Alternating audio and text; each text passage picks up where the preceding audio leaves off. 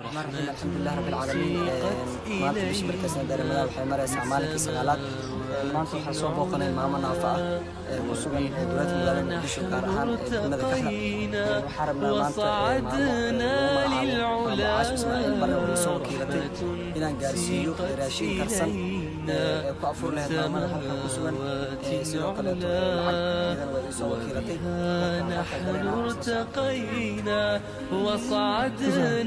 للعلا وبها صار الفقير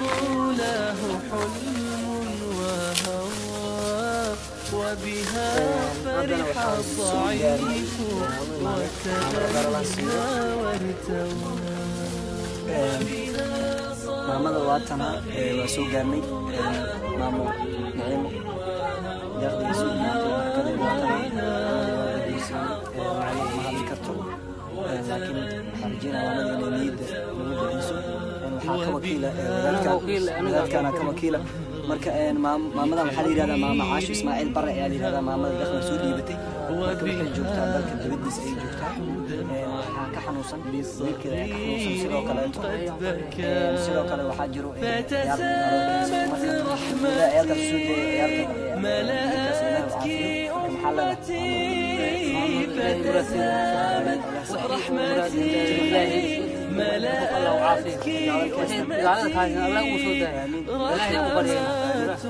من إلهي تصنع حريتي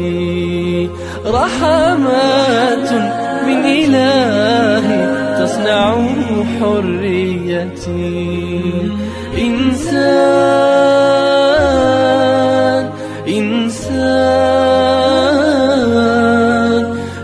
إنسان أنا